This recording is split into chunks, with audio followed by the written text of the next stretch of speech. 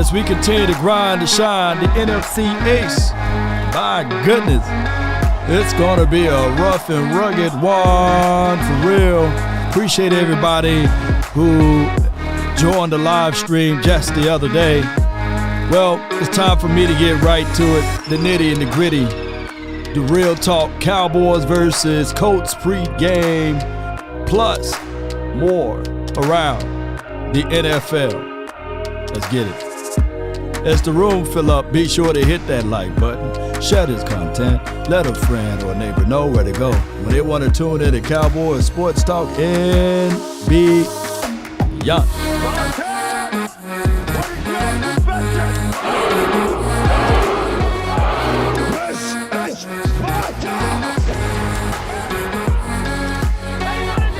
Come on.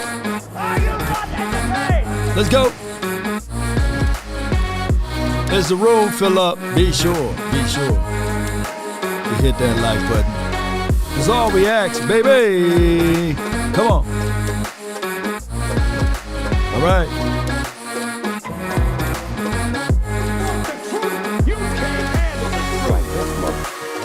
Come on. No, that motherfucker don't miss, man. He's good. In the heat of battle, he don't miss. In the heat of country, 5, 4, 3, 2. Buckle up. Let's go. All right. Bring it. We right here. And we ain't going anywhere. Come on, baby. All right, man. I'm looking around the NFL, and it's a situation and scenario that we got to bring it. We got to bring it. I looked at the Washington versus the Giants. They tied up everything, right? So it's kind of like it's not a win nor a loss for them, but hey, they tied up everything. And I seen what the Eagles did to the doggone Titans. God, dog. The Titan organization and franchise. Come on. He needs some milk. They need some milk over there, man. God, dog. So they didn't help out anything over there. So it's down to the Cowboys. Said, hey, they can't fold up like a wallet. They've been talking about Odell Beckham for 2 months now. It feels like 3 years. So we still stuck on and fixated on Odell Beckham while other teams are trying to figure out things on how they can elevate their game to the next level. And I'm not saying that that's a bad thing, but from a mental focus point, we better show up like we ready to play some football tonight. It's no half-stepping tonight. You got to show up and show out. Everybody, mama, uncle, cousin, Tupac, Biggie climbing out of the grave. They're going to be watching this game tonight, right? So the Cowboys, we can't half-step. Ain't no half-stepping over here. We got to bring forth the true energy, and we can't play stagnant for real. If we want to do anything, right now will be the time that you want to start heating up with your team. Right now, I can put lipstick on the pig and say, all right, man, there's no worries at all. Cowboy Nation, we're going to blow out all of our opponents down the line, but I'm quite sure that you guys want some objective analysis here, right? So I just can't be fan law, but I just got to tell you guys, raw, real, and uncut, that this team got to show up tonight, right? We can't just be laying around and giving life and play with hiccups. We should be on our strides because I'm seeing other teams getting ready, using that momentum to propel them into the postseason, right? The other tournament, right? Technically, the preseason is just to get your feet wet, right? The regular season is, okay, I'm trying to figure out my team, right?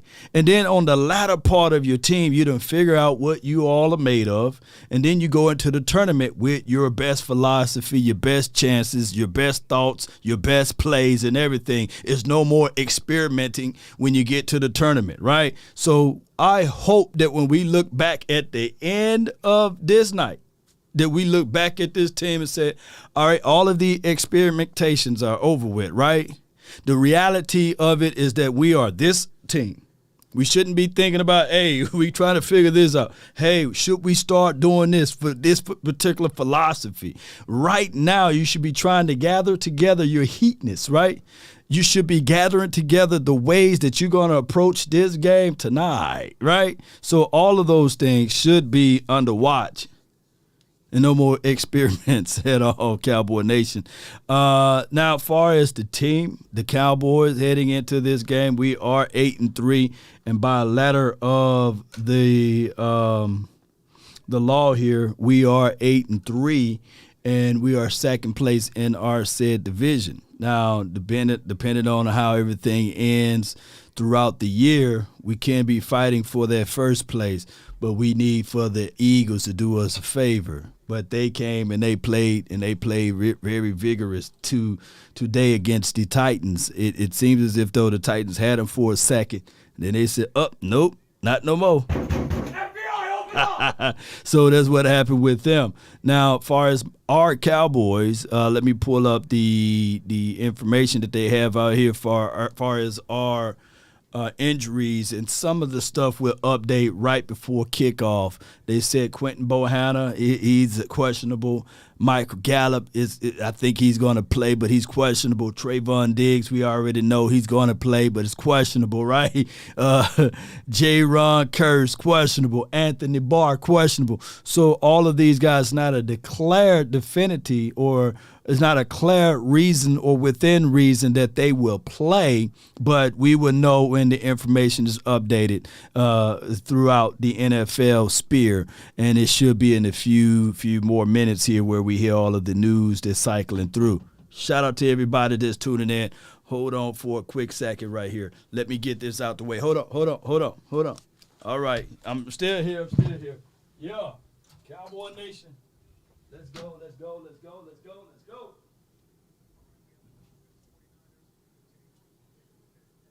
Yeah, baby.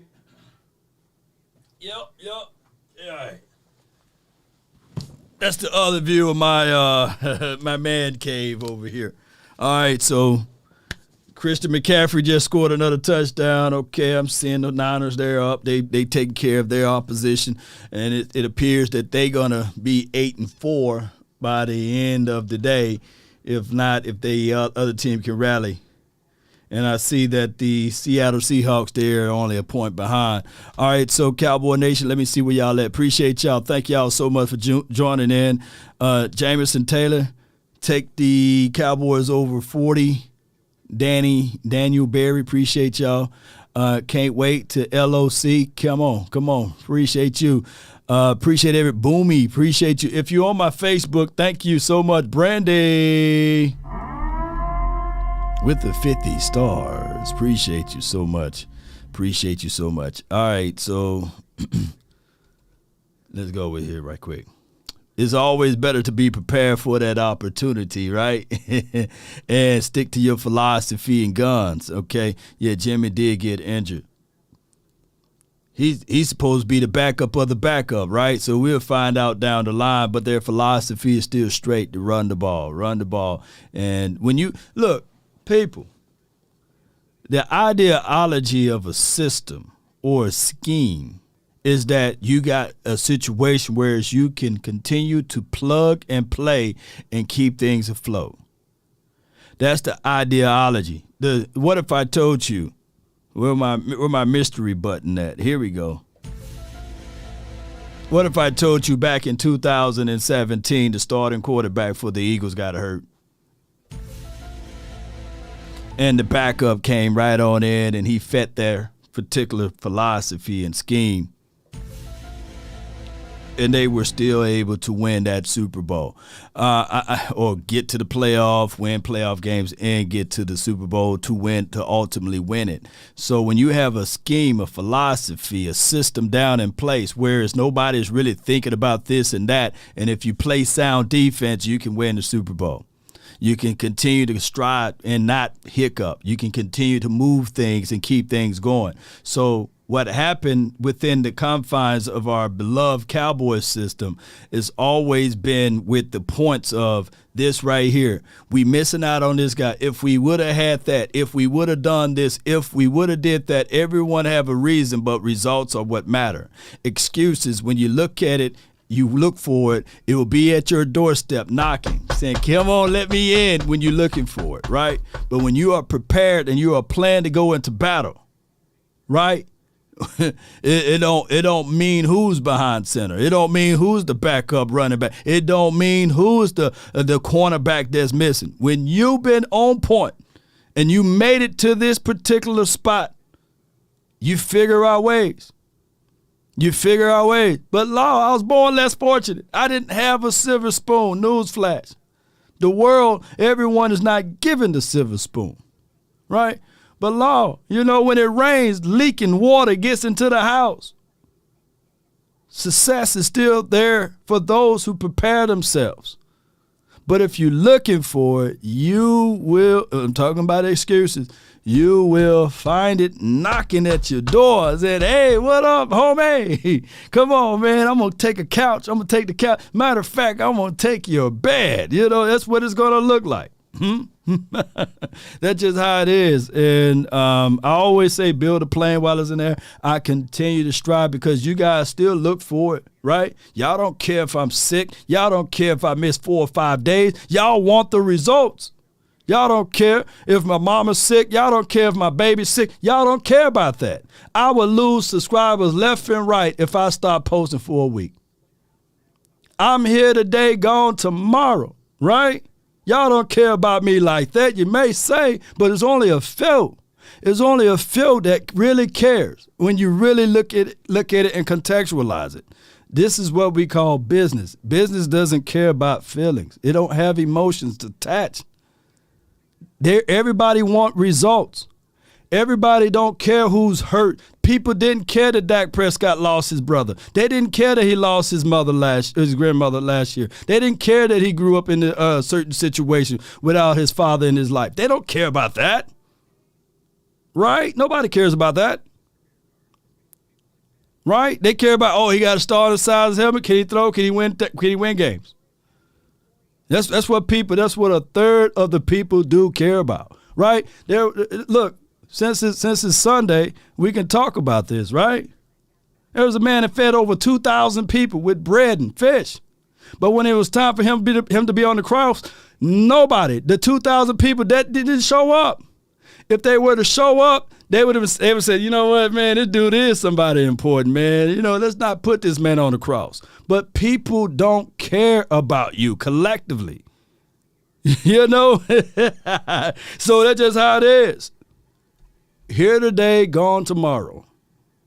Next page, the next Law Nation, or the next Cowboys chat, sports report, the next X, Y, and Z. Those are the facts of the matter.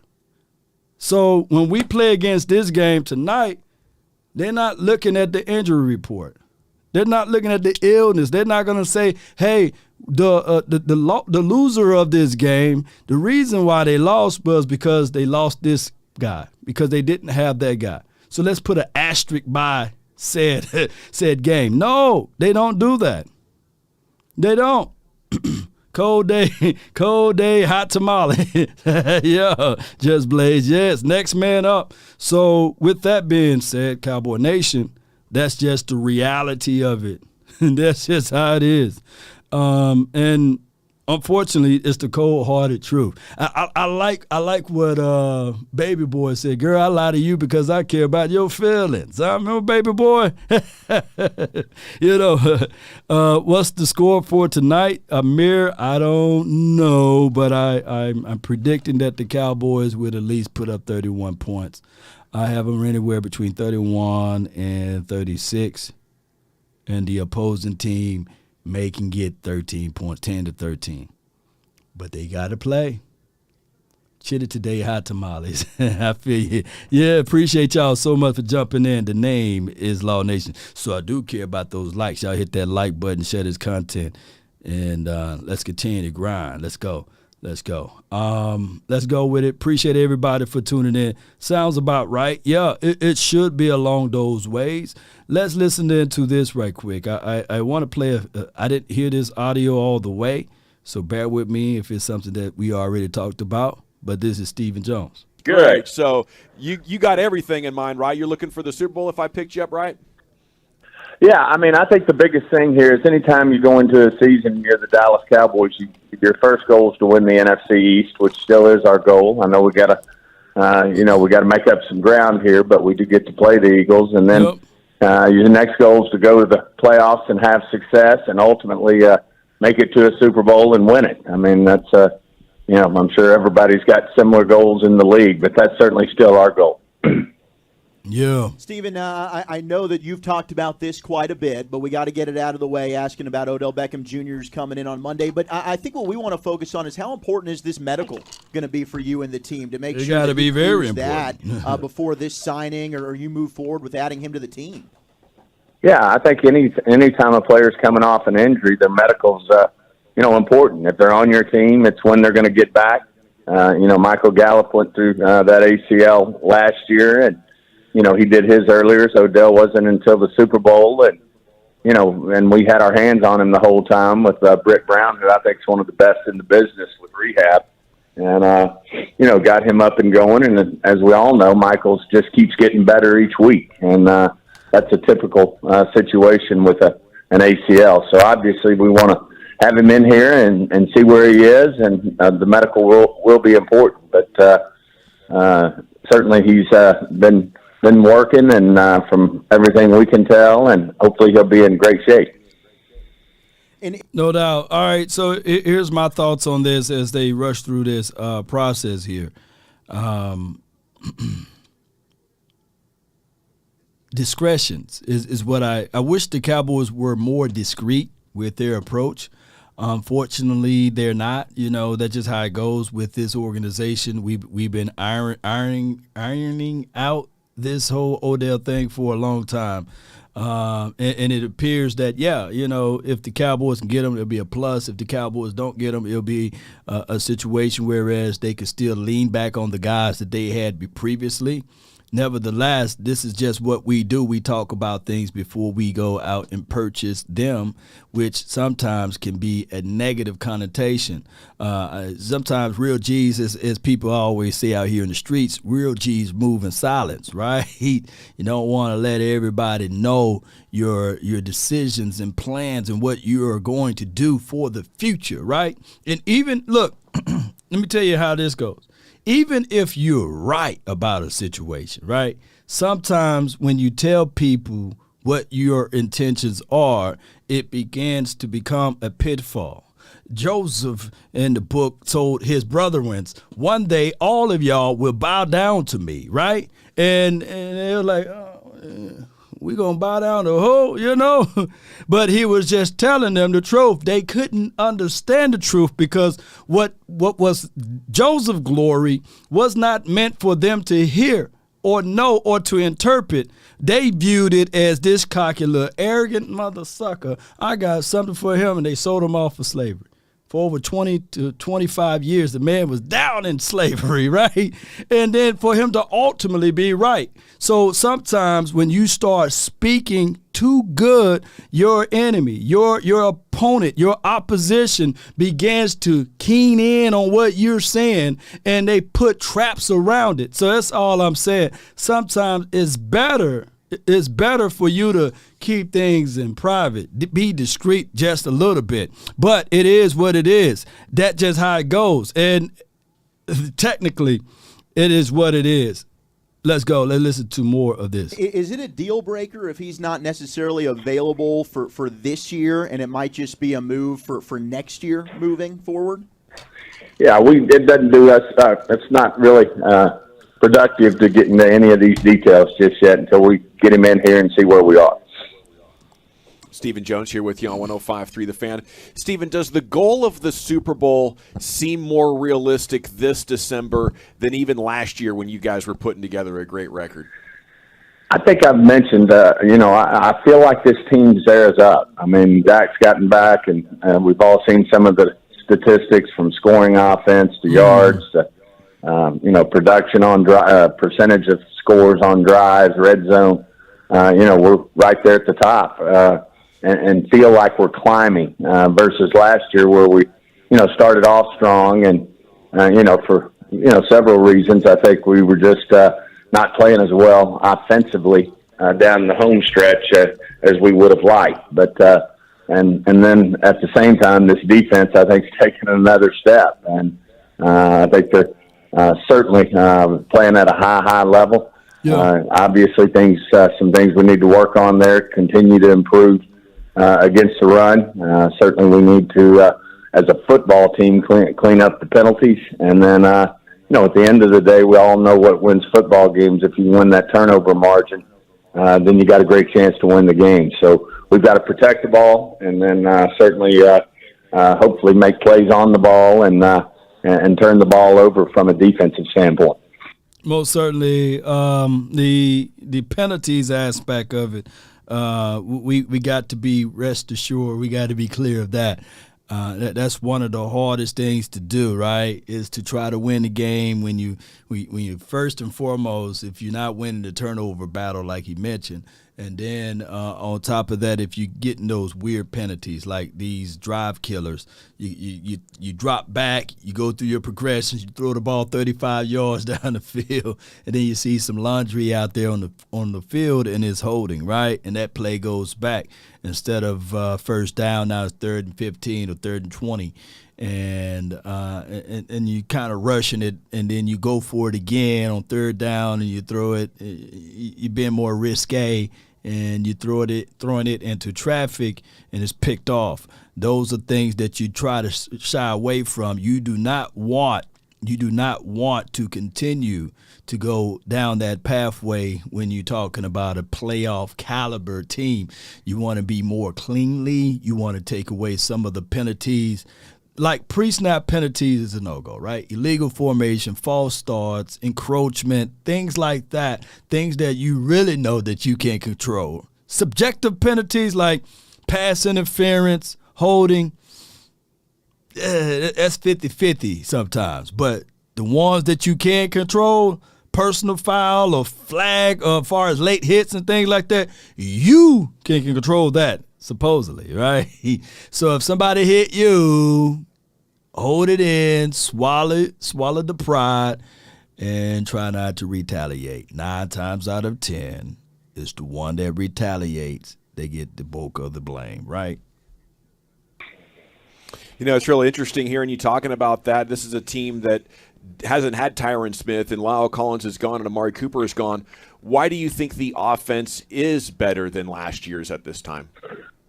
Well, I just think, some young guys have really stepped up. I think Terrence Steele's done a great job at that right tackle position that Lyle used to man and did a great job for so many years. Certainly Tyler Smith is a rookie who didn't even practice it in the offseason or most of training camp, stepped in at left tackle where he played in college and has really done a great job for us. And, of course, Connor McGovern stepping in there at left guard for Connor Williams. I just think that group's really played well. And then, it certainly makes you feel good that we got, one of the best left tackles to play the game over the last 10, 12 years coming back. And he's really doing great in his rehab and should be right around the corner there. And that should just add to what already is, I think, a strong offensive line when you got a guy like Jason Peters and you got Farniok, and obviously one of these guys is going to, be depth as well. So we've just got a good group in the offensive line front. We're running the ball, I think, better and better each week, and certainly doing a great job of protecting Dak. So that offensive line group, hats off to them. They're doing a great job. We were just talking about this like 10 minutes ago. How would you guys handle it if Terrence Steele couldn't go because of illness or something? How would you move him around? Well, we know Ball right now is our backup right tackle, and he got in the game the other day and really did a nice job. So, that's just something if something happened like that, we would, as Mike likes to say, get our best 5 out there. But we also, they got to be the best 5 at, doing that particular spot. Some guys are very versatile and can play across the line. Some guys, they're just better on the left side or the right side. So all that'll go into the equation if something were to happen to Steele or he were to have, come down with a flu or something where he couldn't play the game. I think that Steele may still play tonight. I don't know. Let me know if you guys get any updates because it's still at the top of the hour. I think we got, 2 hours, hour and 30 minutes before kickoff or something like that. So you guys just give me the updates if possible. I can tell you this, that at the end of the day, regardless of whether or not it is Terrence Steele out there or Josh Ball or Avante Collins, it will be a situation that we will find out down the line. And we'll find out one day of practice. We still got to see, though, Austin, appreciate you. Still practice Friday, so we still got to figure out whether or not, was like it's one thing to practice, but what's the results of the practice, right? Was it a good practice? Was it a bad practice? Is he feeling the next day woes of after practicing? So there's a lot of things that can go left and right with that. So according to ESPN, they got him as questionable, So he should be on the active roster for crying out loud, So let's go. Why not put Peters over there? This is from Spellman. I like the way Duke Manyweather said it. When you been practicing on the left side of your whole entire life, and it's kind of like when you're sitting on the toilet, right? There's no other way I can explain this. Use your opposite hand, right? Let me know if it's cleaning up. It's pretty much the same, So that's just how it is. So kicking Jason Peters from the left to the right, not saying that he can't do it, right? It may be some growing pains with it, even at the age of 40, right? So that's just how it goes. Just try to wipe with your opposite hand, when you're on the can next time. Let me know how that go. Steven, it's probably an unfair question for a guy that sits on the competition committee, but how do the penalties, as you mentioned, are a problem, but how about the inconsistencies of officials in the league? Do you worry about you saying, we need to improve on penalties?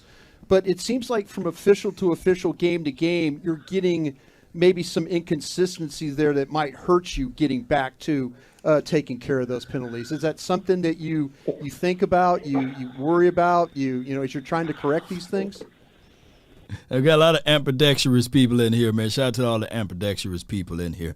Brian Brothers is asking John Stephen Jones about the inconsistencies of the officials. I can tell you off the jump that just from my thoughts of it, from my observations of it, the reason why you get that is you got human error, right?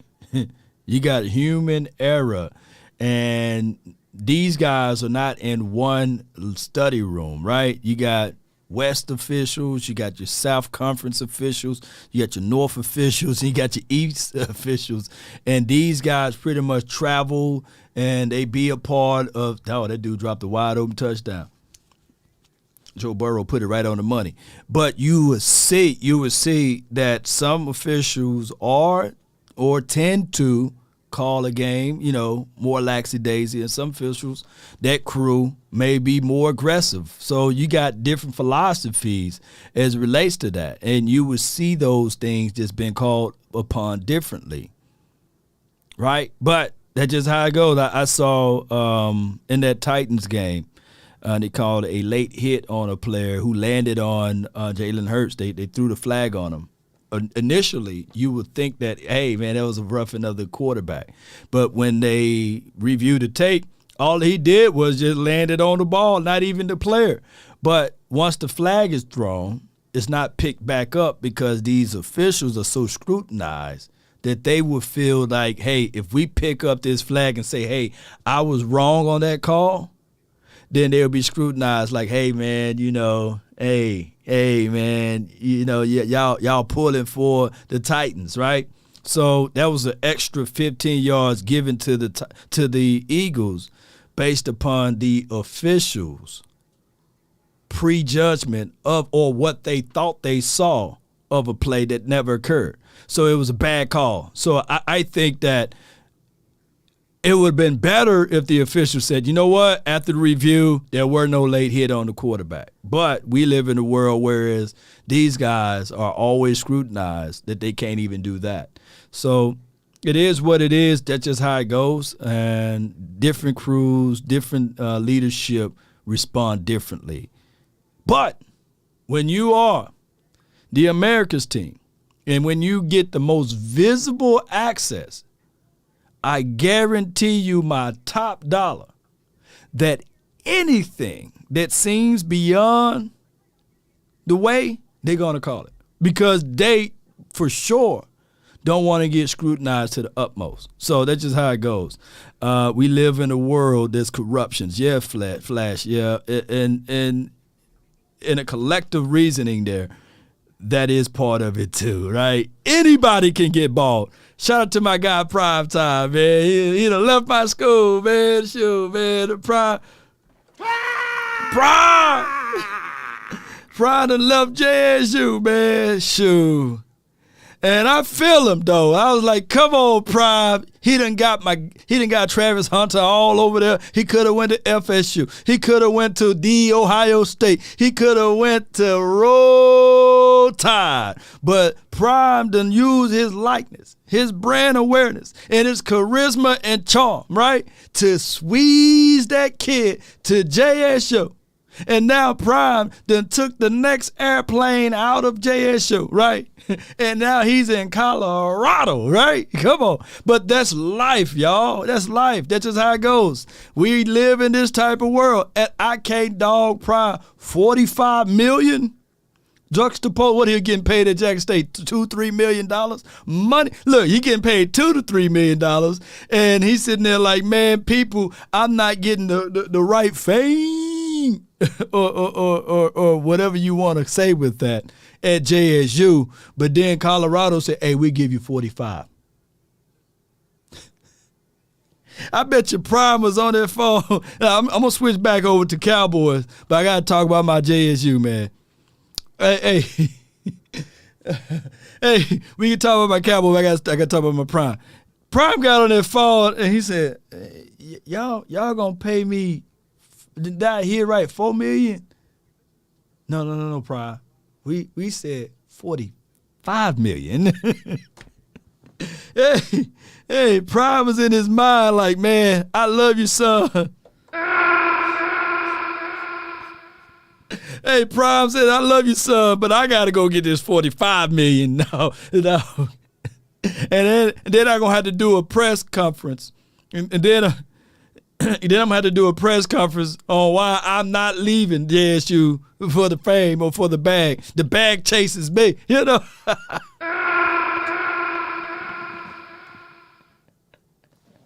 Y'all know how they go, man. $45 million. Like, I couldn't even look. Shout out to Alcorn, shout out to Grambling, shout out to TSU, shout out to Valley, shout out to all of the SWAC schools and the MEAC. Shout out to everybody that inbox me that said, man, Law, Prime is all about him. He gonna get his fame. He gonna leave when the right number is on his caller ID. Just watch, just wait and say. And I was like, nah, dog. Prime is doing something different for the university. He is bringing my JSU strong. I love my Jackson State O'Dear. He's gonna be there for a good minute, man. Look what he's doing. He got the key to the city. And then all of a sudden, just the other day, breaking news, the Colorado now has signed head coach of Jackson State University, Coach Deion Primetime Sanders for an unbelievable $45 million. I said, God, dog, shoot, they could have gave me $4. I would have been out there and said, hey, Law, what happened to your JSU, man? I'm going over to Colorado. What's wrong with y'all, man? Why do people assume Travis Hunter won't follow him to CU, though? I love 85 GT. Well, he may can follow him, you know. He can follow him out all the way. He was, red-shirted. He played only a few games here. So, yeah, he probably out to Colorado. But it's still the ideology. Somebody else done probably made that mind to go to that school, juxtapose, go to my school, JSU, my alum, juxtapose going to another school too. So it is what it is. Anthony Evans, Coach Prime, everyone else. Yeah. And on top of this, one more thing. That's why back in 1994, he PI'd my guy, Michael Irvin, and I was so hot. You can ask the twin empire, the twin maker, my brother. I couldn't stand that rascal for the whole summer, man. I was mad at my brother the whole summer. And then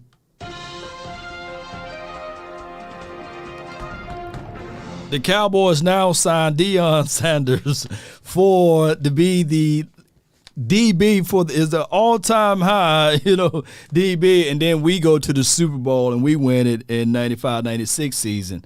But I was still tore up for most of the year watching Prime, and I was like, all right, cool, we won a Super Bowl. And then the following year, it was more hyped, and it was more hyped, and it was more hyped, and he went off to another team. Prime literally played for like 10 teams in the NFL, but neither here nor there, man. Shout out to him. He's about chasing that bag. He played for every team. He played for the Washington. Who remember Prime playing for the Washington? Who remember Prime playing for the Ravens, huh? Yes, indeed, man. It's crazy. But now, neither here nor there. Let me get back to my Cowboys, man. Well, every team has that issue, Brian. At the end of the day, no one's getting the same crew week in and week out. So, there you go. And there are each crew has things that they tend to be more focused on. And, I think that's just, that's part of it. You have to be aware of it. You have to coach it up with your team in terms of knowing what that crew looks at. Some are more apt to be into the holding calls. Some are more. He played for the Ravens. You don't remember when he played for the Ravens? Prime did play. Look, did Prime wear number 37 when he played with the Ravens? Y'all let me know. I remember Prime when he played for the Ravens. He wore number 37. Then he played for the Washington team. Y'all let me know if I'm wrong, man. Y'all help me out a little bit. He did. Yeah. He was number 37. Boy, I feel good with my memory, baby. That joker, I said, man, that joker boy, Prime, he played for almost every team. My thing is, capitalistic society, man, his kids shouldn't have to work a day in their lives. And I'm looking at Shiloh, and I'm looking at the other Prime, Junior, and all of them. They doing pretty good, man, with themselves. And he's not wrong, so he's not wrong at all.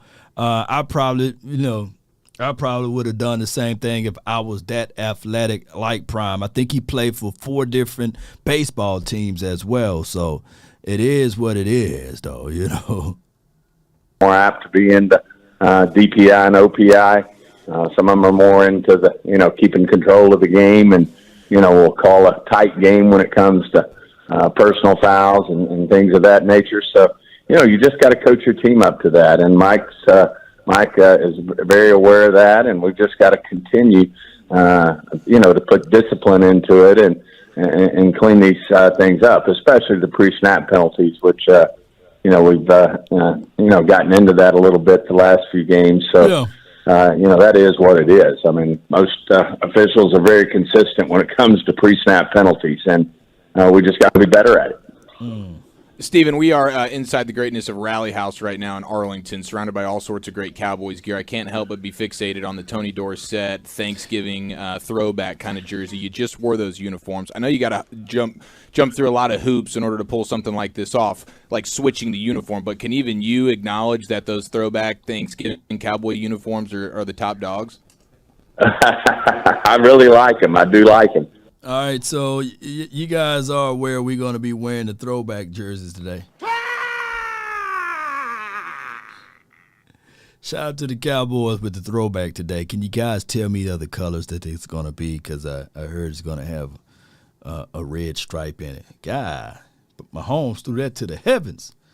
Yeah, it's a tie game. Yep.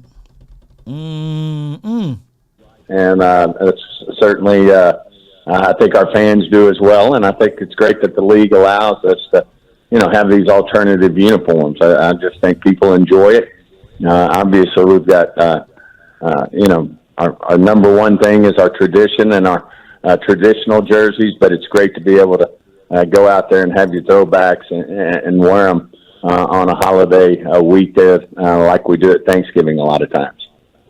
It's Stephen Jones here with you on The Fan. Last time it was Cowboys and Colts. They threw a surprise shutout on us. It was pretty surprising. How confident are you that you can take care of business and keep this success going? Well, the last thing you want to be is overconfident in this league. You'll be humbled immediately. And they pay their guys, too. They've got great players that play for the Colts over there. We're going to have our work cut out for us. They got a veteran quarterback in Matt Ryan who knows how to play this game. Woo. And great running back over there. And, of course, that's – I ain't going to even lie, man. Mahomes gave up his whole body to score that touchdown. Did he score, y'all? By the way, I'm watching the Kansas City Chiefs versus the Cincinnati Bengals game. It's a real exciting game, by the way. It's a very good game, Mahomes, I think he scores. All it counts, all of it matter if the ball crosses the plane, right? Yeah. I love the 70s classic jersey. This is from Rec. Appreciate you. So they counted as a touchdown. Appreciate y'all. Yep, he scored. Appreciate y'all, man. I'm doing multiple things, baby. It's been what most people feel like is our Achilles heel, is stopping the run. So we'll get a good dose of that, I'm sure. And, we'll just have our work cut out for us. They're strong on defense, and we've got to come in there and be prepared to play our best game, or in this league, you'll end up losing it. We are also surrounded by a ton of TCU gear. You got that Big 12 championship game happening at AT&T Stadium with K-State and TCU. Also, college football expansion going to 12 teams. You got the Cotton Bowl as one of the semifinal hosts. What do you think about that college football expansion? Well, I'm actually think it's going to be exciting. I always like it when more teams, have a chance to be in the mix. And, right now with the 4, it's, you got to be the cream of the crop. I'm so mad, man. I thought for sure the Dolphins going to do something, man. 10-23. This shows you that defense win championships. They got Tua 9 for 21, 181 yards, and 1 touchdown, 2 INTs, and scored 23-10. I got to give my brother 2 shots, and I can tell you right now, it ain't going to be that black hand. No, it ain't going to be that black hand. I'm going to have to open up this other box. But, man, that's just how it goes. That's just how it is, too. Them Niners, man. And Purdy, 20 for 30, 171 yards, 2 tubs, 1 INT. He's looking better than Tua. God, dog. No questions asked, and I think expanding it and giving some teams that may be gaining momentum down the home stretch that maybe dropped 1 or 2 early and have really come on. I think it's going to be exciting for college football fans, and certainly it's great that the Cotton Bowl, which is played, of course, right there at AT&T Stadium, that they're in the mix. I mean, Rick Baker and, that group of men over there that, man. No doubt. That was John Stephen Jones, y'all. All right, so the standings so far in the NFC, the conference over here, before everything kind of like goes into wayside, the Eagles 11-1, our Cowboys 8-3, Giants and Washington both 7-4, and the Washington 7-5 with 1 tie. So if I can, the good thing about this, in my opinion, and I'm just using crazy math right here, Cowboy Nation. Washington team beat the Eagles, right? The Giants just tied with the Washington team in this game, 2020, right? The Eagles got to play the Giants next week. So if my math served me correct, they got to play the Giants twice. I think that the Giants can either split against the Eagles or they can sweep them. If they sweep the Eagles, boy, don't y'all know what that do for our beloved and our wonderful and our beautiful, and I'm talking about glorious Cowboys. You know where my button at? Now, we just got to take care of business on our end, right? We just got to take care of business because the NFC East is no longer the weak link. It shouldn't have never been the weak link, by the way, because we play each other rough and rugged anyhow, right? But neither here nor there. The Minnesota Vikings 10-2, we handed them that L. Detroit, we handed them that L. Chicago, we handed them that L. We pretty much sweeped everybody but Green Bay, and they're 5-8, right? The Tampa Bay, they 5-6, and Atlanta, Carolina, New Orleans, okay. That is what it is from the NFC South. But the NFC West, of course, I can tell you that maybe the Seattle Seahawks win. Maybe they're going to finish out 7-5 tonight. And the San Francisco 49ers going to finish out 8-4 because they beating a team over there in Miami that's 8-3. So, and they doing it with their backup quarterback. But we'll find out, the Giants going to get one of them. Ain't that right? They're going to get at least one of them now. They're going to get at least one of them. Anthony Evans said, ain't no sweep, Law. You never know. You never know. I am awake, huh? I am awake. Are you worried a little bit? You ain't worried about those Giants. At least one of them. It's a rivalry game, right? Oh, my gosh, man. I was looking at the Titans and how they face the Eagles. It just seems like alcohol pouring in the eyes of Wade. Ryan Tannehill goes through his progressions, baby. I'm talking about slow delivery. I'm talking about winding of the ball, holding on to the ball forever in the day. And I'm sitting here like, man, how is Ryan Tannehill even a quarterback in the National Football League? But it is what it is, man. They was getting after him, and he couldn't get the ball out for nothing in the world. He said the little Giants ain't sweeping. Glenn, can they get at least one of them? Can they at least pinch the Eagles one time? Are you saying that the Eagles just going to sweep them, right? Because I'm quite sure that the Eagles thought that they was going to sweep Washington. You know what I'm saying? Yes, indeed. Titans let me down. Yeah, Verdi, yeah, I feel you, man.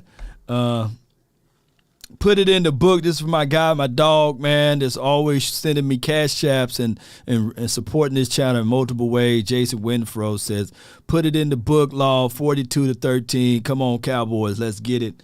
Let's go with it. Let's grind with it. So the Cowboys, like I said, look, this is the situation and scenario that we got to be rock, ready, and steady for this game. We can't be folding up like a wallet nor a lawn chair, Cowboy Nation. And this team, they should be aware of it too, right? And the Cowboys should be back to full strength. And that's just what it is. Let me see what we got here. Let's listen to this guy right here. Indianapolis Colts, because the NFL's like, why would we flex out the Colts and the Cowboys on Sunday Night Football? That's right. And they welcome in the Fighting Jeff Saturdays. What concerns you, if anything, about the Colts coming in on Sunday? I mean this with the least amount of disrespect possible. My highest level of concern is just the Cowboys playing down to them, right? Like, it really is irrelevant about who the Colts are. I mean, I suppose if you're being serious or taking them super, super, super serious, Jonathan Taylor kind of having a crazy, sort of Green Bay Packers performance against the Cowboys, but that would be it. I mean, I do think it's funny how all of a sudden this week has turned into, Dan Quinn versus Matt Ryan, when we saw that last year. Like the same way people were like, well, Andy Dalton's taking on the Bengals. Yeah, he beat them, Cowboys, 2 years ago. We saw that. This should be a win for the Cowboys. And I guess what I'm afraid of is the should in that word is not a certainty. Yeah, that's fantastic point there, RJ. One thing that I'm going to bring you in as a tiebreaker here, between myself and KG. Oh. We had a conversation earlier this week, and it really just started from me saying, I don't think that there's anything left to learn about these Cowboys in the regular season. Do you think that there's anything left to learn about these Cowboys in the regular season? What's wrong with him, man? Well, my dog has a lot. I mean, he sits on the... Hey, Joe Burrow just ran that one, y'all. He pimp walking now, though. I hope he's all right. I ain't know Joe Burrow can run in between the tackles like that, y'all. Shoot. Put some NFL music. Then he powered still for him somebody. Joe Burrow better watch himself, though. Vic Burrow, baby. Oh, he got back up. Okay. the floor and desk a lot all day, so he has his thoughts. But I don't know that there's anything left to learn about them in a literal sense. So this is the non-literal theme, I guess. It's just can they keep it up, right? Can you not be, can you not give us our deepest, darkest fears, right? Like we're the person who's been emotionally hurt, emotionally damaged, and afraid to love again, right? Like, no, I can't listen. I swore off of it last time. I can't trust you, but we somehow, some way managed to get to this point where we are trusting, we're giving our whole heart to this team. And so it's, can you do it? I mean, something we've been saying at Blog of the Boys, you could not ask if you had to design a 6-game stretch to end the season and you had to play 2 division rivals in there, you could not design a friendlier path for the Cowboys. You just couldn't. You could not. And so can you not fall apart? Can you be the team? Can you answer the call? Can you continue to wipe away teams because that's who you're supposed to be? And if you can't, then yeah, I mean, all the things, all the tropes, all the cliches, they're fair because you're kind of living up to them. All right, so, RJ Ochoa is spitting right at us, man. Where that umbrella at when you need it? This game right here, Cowboy Nation, shout out to my guy, D Get Right segment with my guy Kevin and Reggie. So that's all we're looking for. We're looking for levels of consistency. He literally said there's nothing more than we can learn from the Cowboys. Outside of that, I'm talking about we are literally painted into an invisible corner with the Cowboys because anything and everything that we say about the Cowboys from 27 years ago until now is on the table, believe it or not, like Ripley's on tonight. If we show up in this game flat, it would be the echoes of same old Cowboys, right? But if we come out and show victorious tonight with extreme delivery of confidence, boldness, and taking care of business, then we can say, all right, the question will be answered, but it will still be pushed, do it again, right? We'll still have to do it again. But at least it would then shy away or shun the belief that the Cowboys are this team that don't have the levels of consistency, right? And that is, my friend. Waters says everything becomes a narrative, and we will have the narrative buster right now if we take care of business. Oh, Miami just scored a touchdown. Tyreek Hill. I may not be getting those double shots. Come on, y'all. Let's go, Miami. Let me see what he do. Okay, he's still down behind. What did old boy Tyreek hit? 6 receptions for 125 yards. Okay. Yes, indeed. 1 tub. Okay, come on, Tour. Roll Tide right on in there, man. Come on, man. Come on. Y'all, I know y'all rooting for Miami. Come on. If you in the chat and you're rooting for Miami and you don't want to see Law getting all glizzy, come on, y'all. Let's go. Shout out to Sadiq. Let's go. Let me get another one time. One more time for the one time. Law. First, how about them Cowboys? We will get this dub, right? Now I'm snitching.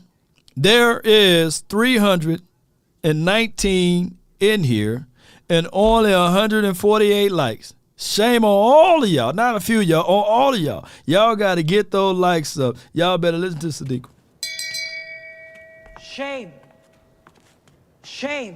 Shame on y'all, man. Shame. Come on. This is Sparta! Come on, let's get them up, baby. Let's get them up. Let's go. Yes, indeed. RJ, when you look at this team and the Cowboys on the defensive side of the football, the last couple of games, the run defense has been much better. What have you seen that gives you confidence that they can continue to keep this up? Come on, give it to me. I think offensively they're showing up. I mean, it's hard to run the ball when you're down, 30-3 or 40-3, whatever. And I think, scoring early, not shooting yourself in the foot offensively, a rising tide lifts all boats. And I think that we've seen that kind of help more than anything.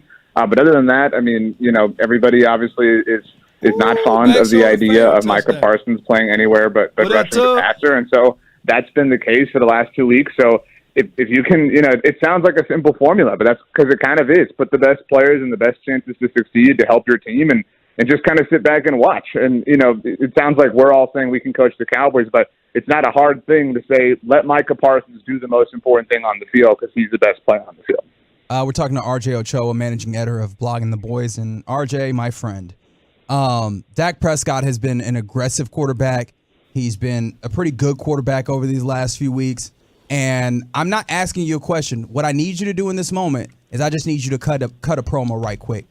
Dak Prescott, go. I don't know how anybody is still doubting Dak Prescott in a serious way. I get that there are shows and radio appearances and things like that, but we're watching a quarterback who's playing at an incredibly high level, maybe the highest level we've ever seen from him, which is really saying something. People, all due respect to Cooper Rush, really thought that he was a better player, a better answer, a better fit for this team. Dak Prescott has returned and not just breathed life into the Cowboys. He has, like Ivan Ooze infiltrating the monster and turning it into a Megazord, just become the lifeblood for this team. And it's sort of something we expected all along, but it's something we kind of had gotten so far away from that it's both nostalgic and futuristic at the same time. And so it does kind of feel like all of our ducks have finally lined up in a row. Dak is at his elite level. CD has evolved. The run game is there. The offensive line is clicking, and Tyron is on the way. Odell might hang out. I mean, the defense is arguably the best in the NFL with the best player in the NFL on that side of the ball. And you use the word aggression. They have a head coach who is not afraid to let it all hang out. I mean, there's every reason to believe in all of those factors, but specifically because the one at the very top is Dak Prescott. Speaking of the head coach, we were no doubt. And I mean, I'm not finna throw any shade or salt. Right now, Dak Prescott is throwing. He's doing a great job out there. The consistency with his patterns and things like that, we can all answer, or you can all ask that we want it to be better, right? But there's another quarterback in this division, in this same division, that regardless of how we have our pre-notions of it, that dude, he on fire right now. He got some weapon. A.J. Brown and Watkins, and as well as the Roll Tide kid himself, Devontae Smith. He's doing his thing. What is he? I know for sure one of these Eagles guys know what his record. We got 20 touchdowns to 3 interceptions. Is that correct? Can somebody correct me if I'm wrong with that? Is it 20 tubs to 3 interceptions? What is it? So I know I'm awake. Are you? Wake up. Let me know if I'm right. Let me know. We got some super chats in here. And then it seems as if, though, when he fumbled the ball bounced right back to him. Sure. All right, JD from D.C., let's get this dub. $4.99 for your mind. Appreciate you. Thank you for your love. Jason Winfro off the top rope. FBI, open up! Fatality. Go Cowboys. I need prayer for my grandma with the C19. We're going to put the prayers together, and we're going to make sure that we can do all what we can do from this dimension. I appreciate you. I thank you so much for that. Sherwood Raw says 20 touchdowns to 3 interceptions. How many rushing touchdowns do he got? How many rushing touchdowns? What's his total touchdowns to interception ratio? We ain't going to add the fumbles because the ball bounces back to him. Let me get that stat line for you, I appreciate y'all praying. Appreciate y'all putting the prayers up. Yeah. So he got 29 collective touchdowns to 3 interceptions. All right. So let me just break this down, and for the people, this is objective analysis. I'm not saying that Jalen Hurts can walk on water. I'm not saying that, and I'm not calling the man trash or anything. Hey, And if you want to crown him to be the MVP, I am awake. Give him the MVP. Look, give Jalen Hurts the MVP. You know, because from my understanding and my acknowledgement of the MVP, I don't think that there's never been a quarterback to win the MVP of the regular season. If such, it haven't been in a situation in a long time that the quarterback that wins the regular season MVP also wins the Super Bowl, or even go to that extent of going all the way down that way. So if you want that, then you can have that. You know what I mean? That's just how that goes. So if you want MVP, then let him be there. I just want my quarterback to get to the Super Bowl. He can be the Super Bowl MVP. I'm talking about Dak Prescott. You know what I'm saying? Let's go with it, baby. But yeah, give me this. Yeah, that's why I was saying that, like, a lot of people get mad at the Pro Bowl elections and all that. I said at the start of the year, I don't want none of my Cowboy players going to the Pro Bowl. I don't want no Pro Bowl. You know, I don't want no Pro Bowl. You know, we get voted to the Pro Bowl all the time. You know, let's go and get this doggone SB. You know, let's do that. You know. Yes, indeed. Scripture Man says Micah Parsons is MVP so far. I think voting odds got him as defensive player of the year more so than MVP. But you know, after today's game, you know, it's going to be hard to fight 29 touchdowns, ladies and gentlemen, to 3 interceptions. That's a good ratio, believe it or not. As with my conspiracy, that's a good ratio. I don't know, 29 rushing touchdowns and then 11 wins. Yeah, you know, and all I can say is, when the Titans was playing single man, I was like, dog, you ain't going to put no safety over the top on AJ? You ain't going to roll coverage, you're going to put one-on-ones. It's like, I blame the Titans defense. They're going to do one-on-one coverage with the man and then allow him to get the one-on-one releases. I'm like, dude, you ain't going to roll no safety over the top. You ain't going to put no safety help over the top. You just going to leave AJ on a vert, on a 9, or you know, come on, bang 8. Come on, man. Roll some coverages, man. Roll coverage. 34-9. I feel you, Donald. Appreciate you. Yeah, let's put some roll coverage over here, man. But that goes to show you that when you play that style and brand of football, you got other responsibilities, and I hope that my team is paying attention that the reason why they couldn't have the safety over the top because they used the other safety to spy. So he had responsibilities to get down and watch Jalen Hurts. So that's playing cat and mouse. That's like, how can I put this in other terms? It's chess, right? You know.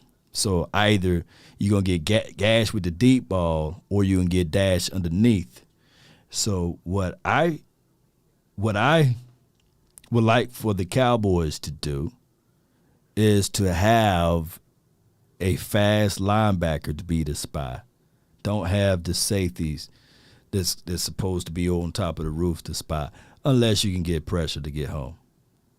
Kelsey fumbled the ball. Yeah, I saw that. Yeah, let's listen back to these guys. Just talking about Bill Barnwell article in which Bill Barnwell labeled as the particular weakness of the Cowboys that would possibly hold them back from being in the Super Bowl as decision making from your head coach. KG, am I correct in that, or am I using the wrong terminology there? No, you're good. Okay, cool. Would you agree? And what are your concerns about Mike McCarthy and his game management for these Cowboys in the playoffs? You know, I think that people made a big mountain about the fourth down attempt early in the game last week. I loved it, and I recognize that, you know, it is a bit of preference. It's not something that's 100% supported by data or whatever. No. But I will live on that end of the spectrum all day long, as opposed to the other end, which is where we were camped out for about a decade. And so, no. White was like, tell me what's the longest pass Hurts had to play. I don't know. I don't watch them on a consistent basis, but I seen him make 4. I think he made a 41-yard pass back-to-back just a few minutes ago, earlier today. And the Titans' defense is no defense to sneeze at. I get all of that. The game is about getting your one-on-ones to the outside and trusting your star-studded wide receivers. If I can, and then it doesn't take a keen, persistent, accurate passer of the ball to throw a fade ball down the field, whereas only two people can catch it. They're out of boundary, or believe it or not, the receiver. So I get all of that. And then when you do those type of things, when it's one-on-one and it's third down and long, then it's to the outside. And if somebody get in the way, then they pull cloth. PIs, can occur. But you got to at least attempt it to get it. That's my thoughts on that. But outside of that, you just got to figure out ways, Cowboy Nation. You just got to figure out ways. Chanel says Damone Clark. As the spy, I don't know. All right, so if we can still have 3 safeties on the field, I think that Donovan Wilson can be a spy, and you can still have your 2 safeties out there. Just play him down inside as your big nickel, right? But we'll figure that out when we get close to Christmas time. How about that? So I love that Mike McCarthy leans into the superpowers of his cast. I love that Mike McCarthy understands, that he's got the bigger stick. He can win this fight, and I love that he's kind of willing to go down swinging in that sense. And I do think that a lot is made about the mistakes he does make, because I think that isn't necessarily a mistake. It's a matter of opinion. But Kevin O'Connell, I love Kevin O'Connell, but gets all sorts of songs saying about him and how great of a job he's doing with the Vikings. But the end of the first half that he coached against the Cowboys was awful. I mean, he gave the Cowboys that were manhandling his team 3 points, or a shot at 3 points that they pulled off. And so I think that McCarthy is a bit of a victim in the attention surrounding the team that he coaches, and that magnifying his mistakes or what otherwise are deemed mistakes. But I mean, name a coach in the NFC you'd rather have over Mike McCarthy right now. Connor Livesey and I talked about this on his show this week. I mean, I suppose you could say Nick Sirianni. I wouldn't.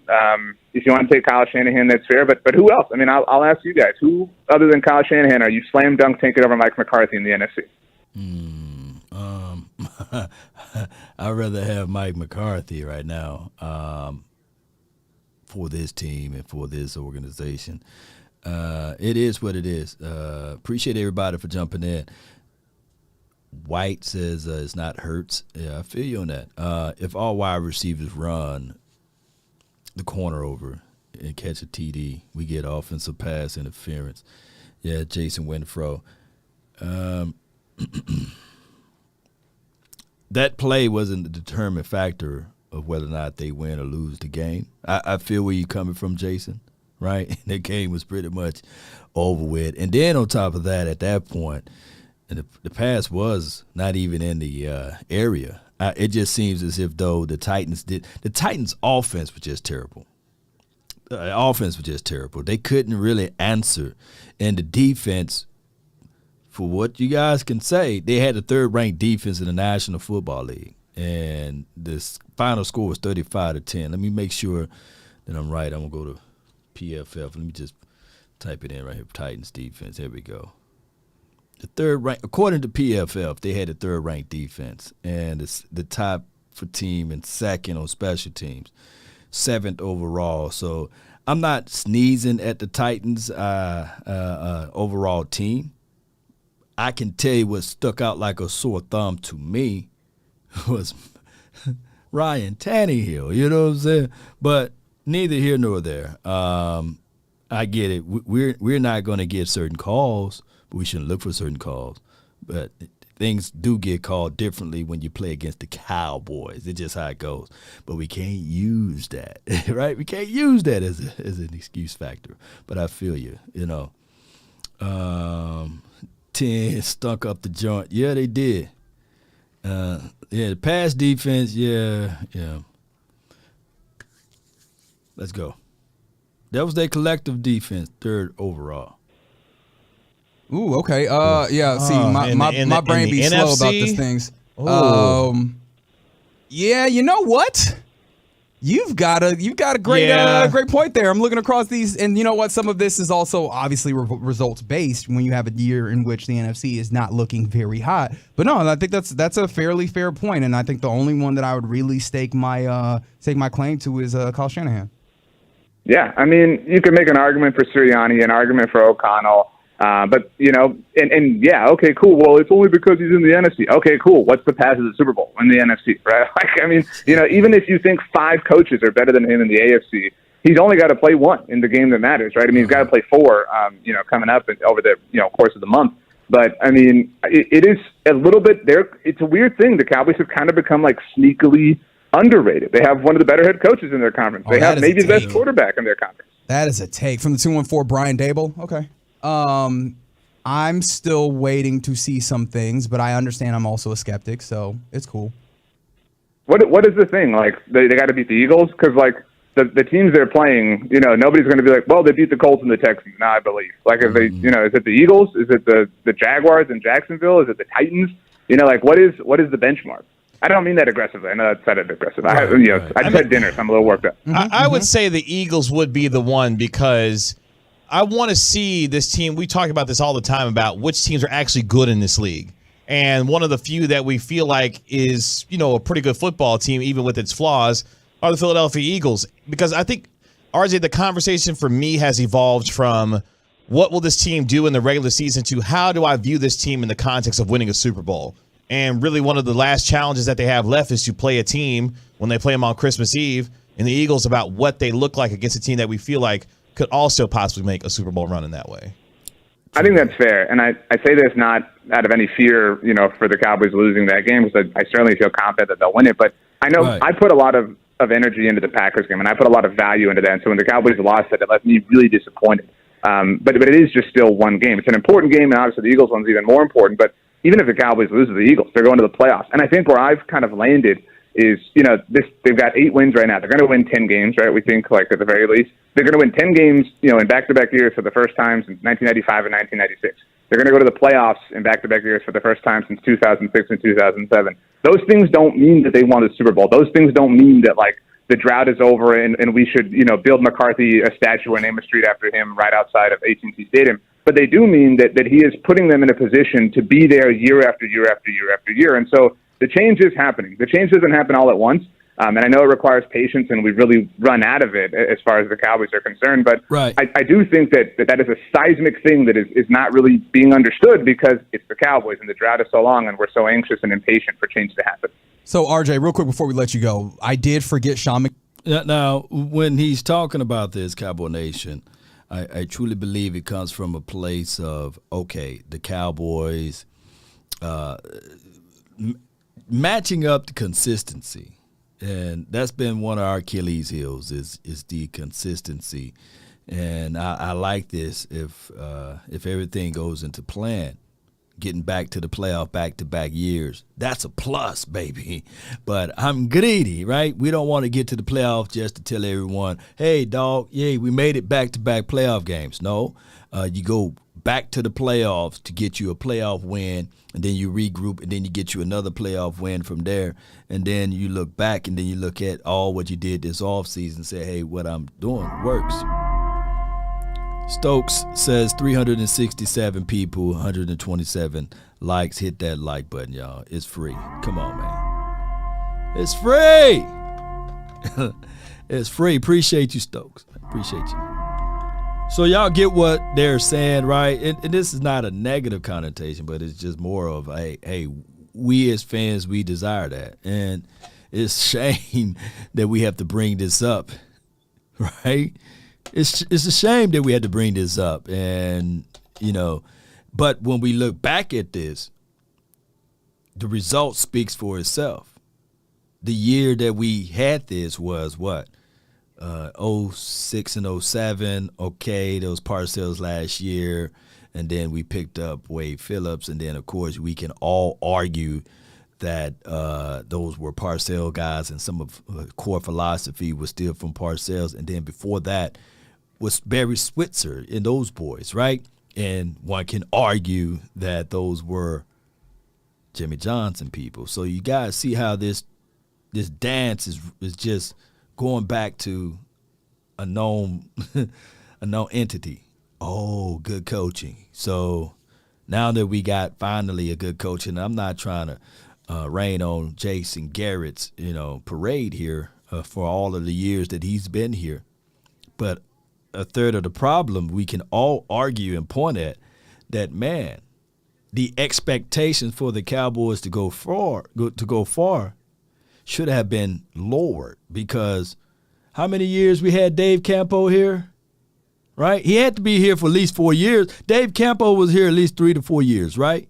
And then if you add in Jason Garrett, he was here for at least 13 years collectively, 3 years of being a coordinator and 10 years or 9.5 years of being a head coach. And the expectations from those guys that we were going to go to the Super Bowl, right?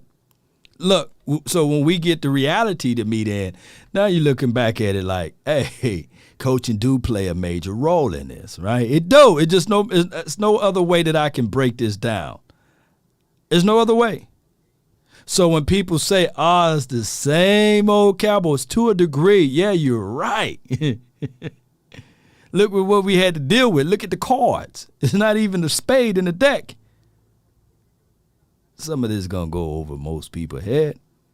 But what if I told you Wade Phillips never had a losing season here?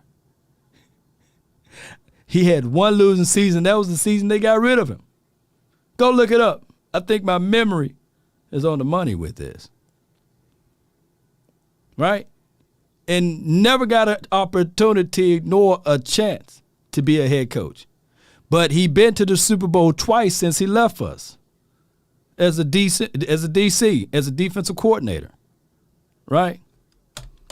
Let's go. Let's listen to more of this. McVay, because I was scanning the NFC West, and the rest of those things are not things that very much appeal to me, but Sean McVay exists there. But like, I hear what you're saying, and I do think that we end up being a little overcritical about a lot of things in general, but in specific about coaching. However, like, it feels weird because we have this somewhat arbitrary, but it is what it is, measuring stick, which is the playoffs, right? And so what do you say in that way to the idea of you needing to be in the playoffs? And I understand the idea of setting them up to be there time and time again, but this is a Cowboys team that we've seen be in those same types of places but not break that ceiling of going deep into the playoffs. I think the way I feel about that is, I mean, like, obviously contextually, Hey, them Chargers better win, baby. Them Chargers better win, because if the Raiders win, oh my goodness, man. Come on, man. Y'all better tell me Justin Herbert ain't playing in that game. Y'all got to tell me the truth on that one, okay? Come on, man. Why they ain't showing that game over here? This game is off the chain. Uh-oh. Seahawks just scored. Uh-oh.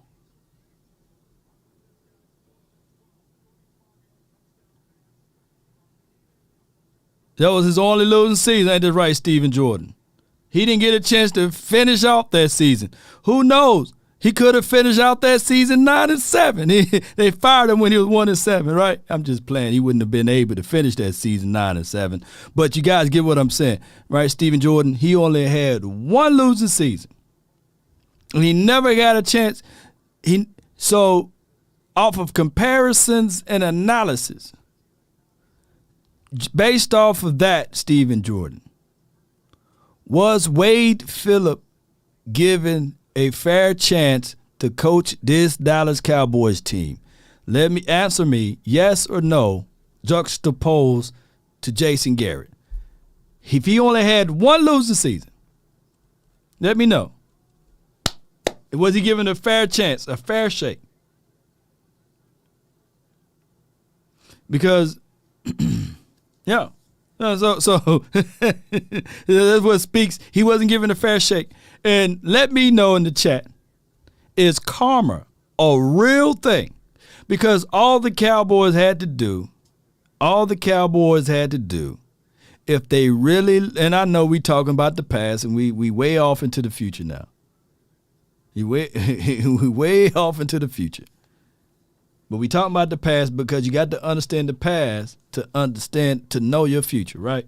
So you won't give a situation of repeating the past.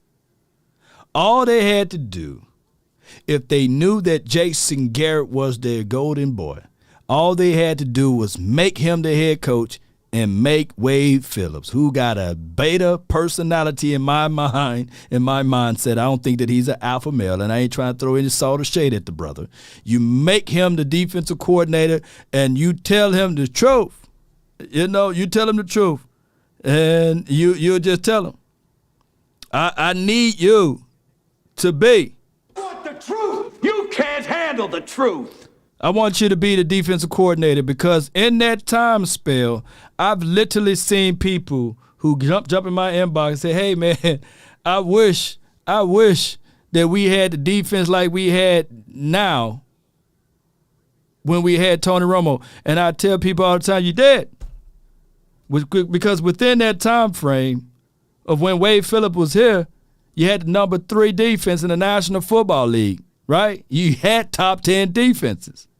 So you had good defense, but you cut your legs off from under you by firing your head coach, who is a defensive-minded guy, and elevating Jason Garrett, because you said the team pretty much stopped buying into the philosophy of Wade Phillips. But it was crazy, because the moment you fired him, now all of a sudden the offense started tinkering and started scoring north of 20 points a game. So it is what it is. So that's just what it is. So they should have just said, you know what, we're going to sit back, we're going to look back at everything, and we're going to make sure that we do things that's right. But going into the 2022 season, we got a guy that can move his weight around a little bit more than Wade, and his name is Mike McCarthy. We see him on the job training of this guy by the name of Kellen Moore into his 4th season. And tonight would be a good test to see whether or not the Cowboys can still keep that same energy and the levels of consistency with the play callers and everything else. Boy, this is a playoff caliber game tonight, man. I'm watching the Cincinnati versus Kansas City Chiefs game. It's a good game. All right, let's go. Uh-oh. Yeah. Terrence Schwartz with all of the great information here, man. My goodness. Yeah, y'all check out him on Facebook, man. He got all of that good stuff. He said in 2007, 13 and 3, 13 Pro Bowlers, 4 All-Pro players. Yeah. So yeah, you see how he going with this? It's December 1st. So you're right. They haven't played the most important games of the year, which will come, after the regular season is over. But he said defense and talent. Yup. Just no coach, man. No real coach, man. Come on. And he missed the kick. Did he miss it? Oh. God dog, Cincinnati is about to steal one if they don't fool around and get things together. Shoot, this game, Kansas City Chiefs and Cincinnati, that looked like a playoff game. They are here. They're 8-3 a year after getting embarrassed for being soft, right? For not being prepared, for getting out coached and outworked and out hustled. And generally speaking, over the course of all of our lives, I mean, in seasons following those sorts of embarrassments or disappointments, they have folded. I mean, last year felt most similar to 2007, I would say. And, that 2008 season, by the way, the last time the Jonas Brothers performed during the halftime show at Thanksgiving, which also netted the Cowboys their 8th win, they were kind of flat. They were just kind of like, up and down and struggling. And so they have, in spite of a lot of adversity, which, we have detailed a lot, and obviously Dak's injury and everything, I mean, they have gotten here. They have survived the storm to this point. I mean, and so they are different in that sense. And that is encouraging. That isn't all of it. That isn't the whole answer. That isn't the truth that everybody wants. But to this point, they have cleared every check mark or every checkpoint that they could have possibly faced to this point. A big one was Minnesota. They got embarrassed. It was frustrating. And what did they do? They went out and just, drop kicked a team with one loss. And, we're sitting here like, well, they got to beat the Eagles to really prove it to us. That Vikings win was massive. But because it's the Vikings, it's Kirk Cousins, whatever, nobody wants to give him credit for it. And I would take McCarthy over Sean McVay no matter what. Just my 2 cents. Ooh. Okay. Why? Because he's considering retirement at like 33 years old? Okay. What was that? I said, is it because he's considering retirement at like 33 years old? I think it's because he's a coward. Like, we've seen that before. Like, he's a bit of a coward, on fourth down.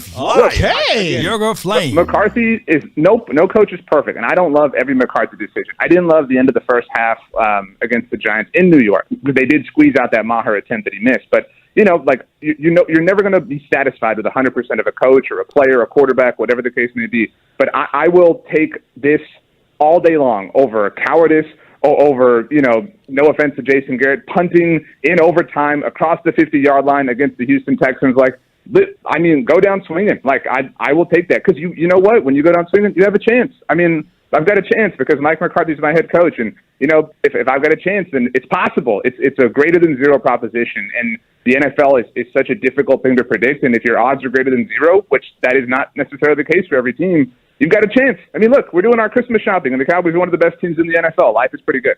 Hey, man, that's R.J. Ochoa. To listen in to that full interview here, bam, bam, I did pick Miami to win, and we did a double-up shot, so let me know what the score is. Oh, come on, Miami, man. Come on, man. Y'all better do something. Defense win championships. And the 49ers, man, they got that good stout defense. I couldn't remember, did I pick the Raiders over the Chargers? And I couldn't remember. You guys can help me out. Maybe Sadiq, she probably know.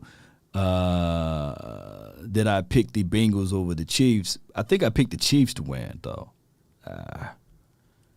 Man, I'm going to have to stop picking these games, y'all. For real.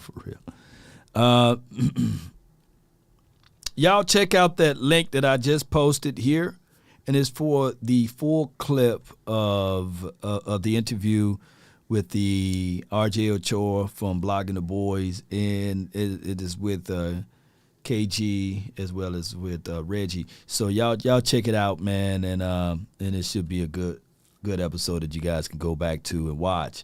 The Cowboys, he's saying that he don't mind the risque approach with Mike McCarthy, and all I can say is with this is that there should be times that you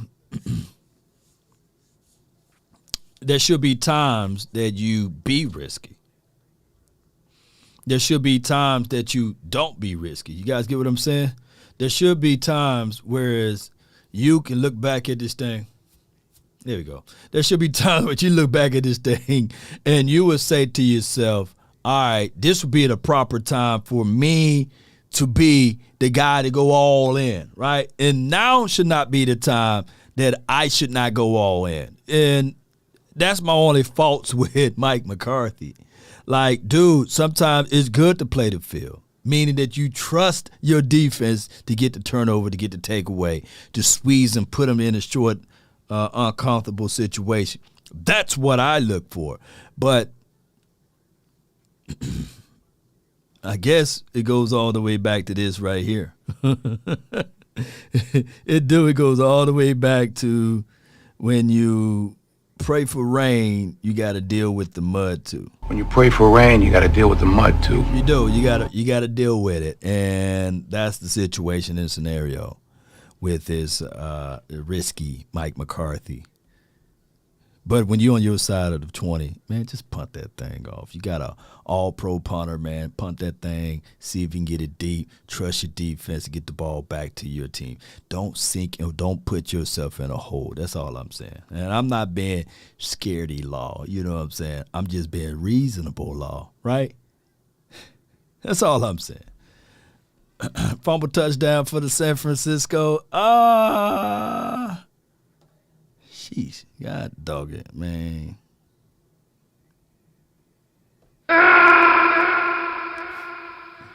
Let me see what the score is now, man. God dog it, boy. Did they score for real? It didn't show up too quickly on my end. It must just not happen, huh? Let's see. Oh, it just happened. Oh, 32. I can hear my brother now. You know what I'm saying? I can hear him now. Oh, my gosh, man. I can hear that brother now, boy. I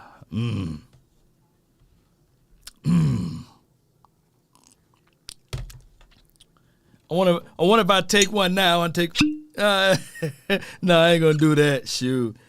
This right here, dog. No, y'all stay far away from this.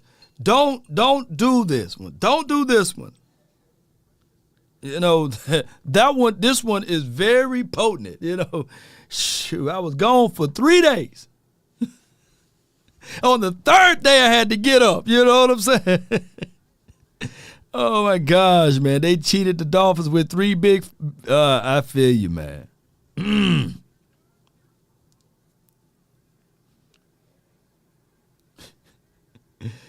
Jamar Chase just lowered that shoulder to get right there.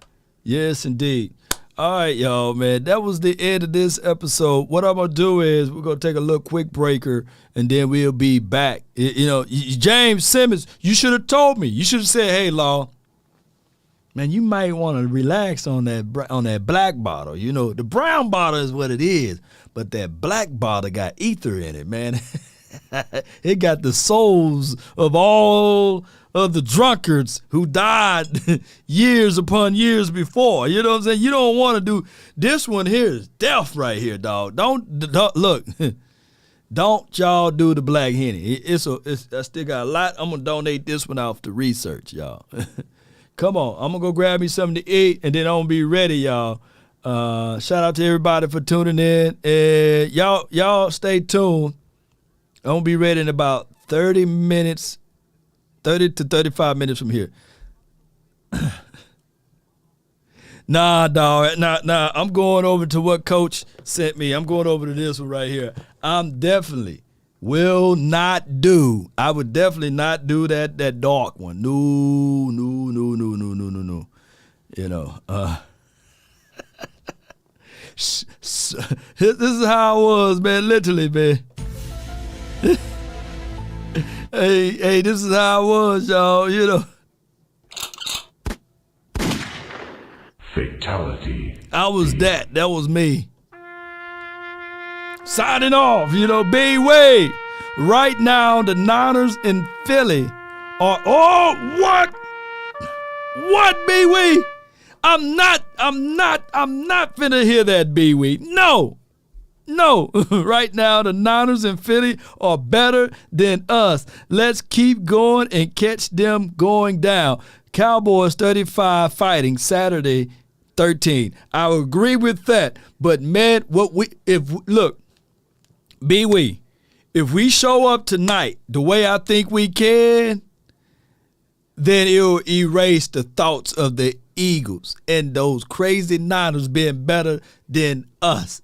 The silver and blue. I appreciate your support, but I refuse to have that to come off of my tongue to speak life into those 41ers and those Eagles. I'm not finna do it. I got a brother who's a diehard Eagles fan. You see, he's a little coy. He don't want to jump live with me, but that's okay. And I got my other brother, the twin maker, who's a Niner fan, so you know where I'm coming from with it. But I feel you, though. You know, but wait till if tonight my Cowboys show up the way I think they should, then that's going to remove all of that conversation. You know what I'm saying? Come on, baby. Let's beat these doggone Colts down the right way, because if that happened, or when that happened, that will remove all of the doubts, huh, baby? Y'all know how this goes, Cowboy Nation, but I feel him what he's saying, though, about that, but I'm not finna have that to leave out of my mouth. You know what I'm saying? I'm not. I saw my guy, Boss Cowboys Sports. He even tweeted out something like that earlier, you know. Yeah, they didn't do anything. I feel you on that. Let me see if I can get to my guy, Boss Cowboys Sports. You know, he even tweeted out something. He couldn't even give those boys a praise. Let me see. Boss Cowboys Sports. Shout out to him. Go follow his page, his social media posts and everything. Let me see where he put it at. Come on, well, I know he have it somewhere up here. You know. Hey, here he go. Impressive win by Philly today. No lie. I didn't expect that. Unlike most other their weird content creators, us Cowboy content people can give credit when those funky birds have a good day. You know what I'm saying? And then he get all type of hate from Philly Notion. You know what I'm saying? He get all type of backhand compliments from other Eagle guys. They trying to sully him. They trying to call my dog out, Boss Cowboy Sports, for speaking life and speaking what he's seen out there for those Eagles. But I can tell y'all right now, for the Eagles that's watching, because I know y'all guys got y'all eyeballs and y'all ears close to the nation, to the truth that I'm about to spit to you. Be careful. The same people that you pass on your way up will be the same people that you will see on your way down. And matter of fact, when you get to the ground, I got a big size boot for you that I'm gonna crush on all of y'all Eagles. And I can't wait, baby. That time is near. Also for the 49ers fans, the same is said to y'all. Y'all gonna go down in a grandiose fashion. And I can't wait, baby. Yes, Henry 30 yards rush. I see I am awake. Y'all wanna brag on that? But we got two. Ezekiel, Elijah Elliott, and Tony Pollard. You can't stop two. And when we play y'all, be assured and alarmed of what we can do. Because I'm quite sure they don't have a Gallup. I'm quite sure the Titans don't have a Cedarian Lamb on their side. But we do. We even got a guy by the name of Dalton Schultz. A guy by the name of Jake Ferguson. And Peyton, not Manning, but a Hendershot, baby, that's gonna feel double than this Henderson, you know? Let's go, Cowboy Nation. Let's continue to grind, to shine. I feel you too, Cent. How them Steelers doing, by the way? Let me know. If you want a thing bad enough to go out there and fight for it, to work day and night for it, to give up your time, your peace, and your sleep for it, if all of your desires of it makes you quite mad enough that you don't get tired of it, and it makes you hold all other things tawdry and cheap, if life itself seems empty and useless without it, and all that you scheme and dream is about it, if you'll gladly go out there and sweat for it, fret for it, plan for it, and lose all terror of your mind for it, if you would simply go after the thing you want, Cowboys, with all of your capacity, strength, and scarcity, with faith, hope, and confidence and stern pertinacity. If neither cold poverty or famish or fame or sickness of body or brain can turn you away from the thing you want, if dogged and grim and besiege and beset it, with the help of Almighty, you will get it. That's been my time. I really thank you all for yours. DC for life. Not for short, baby. Y'all see me in a few minutes. I'll be back with it. Let's go, Cowboy Nation, one way or another. Shout out to you, B-Wee, for that other support. Thank you, man. You keep the lights on over here. Law, I thought the Titans were going to do something. Damn, they got ate up. I feel you. Well, I think the Giants going to give them something to chew on. Salute. Let's get it. We out.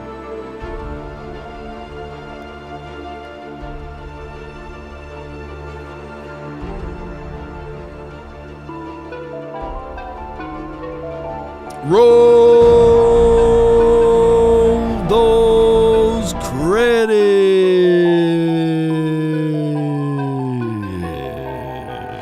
Let's go. Come on.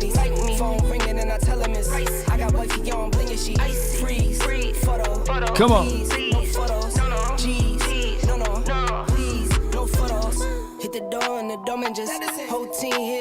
Come on. Still young, but I move like a new deal to my lawyer. If you're down in my management, I'm just warming up a way. Roll those credits again. This time, put some fire in it. Come on. Yeah. Come on. We down to about 40 minutes before kickoff. Let's get it. 45, give or take. Come on. Nowadays, nothing really is only one of me and nobody like me. Phone ringing and I tell him it's I got wifey on bling and she freeze. Photo. Good defense make you look terrible, don't it? Law. I put game on layaway. Nation. I got paid to play today. Yeah. I get paid to stay away. I get paid on rainy days. Come on. I might make it rain today. I got paid off pain today. Thought it'd take the pain away. In my own lane, finger roll. I would never sell my only soul. Heard your whole team was for sale. Heard it's on the market for the low. Who the realest? We might Come on, y'all know Law is the realest 43 minutes before kickoff. Try you out and then they line you up. Oh. Now you're looking hungry, ribs are touching, need some food. Now Boom. you're all on live acting surprised, but you was fooled. Boy, get out the way, it's been a day, now you're old news. Now you got the pen and pad, you're trying to take my moves. Nowadays, nothing really excites me. Only one of me and nobody's like me. Phone ringing and I tell him it's I got wifey on blinging, she freeze. Photo, please, no photos. G's, no, please, no photos. Nowadays, nothing really excites me. Only one of me and nobody's like me. Phone ringing and I tell him it's I got wifey on blinging, she freeze. Photo, please, no photos. Let's go, Cowboy Nation. You could not live with your own failure. Salute.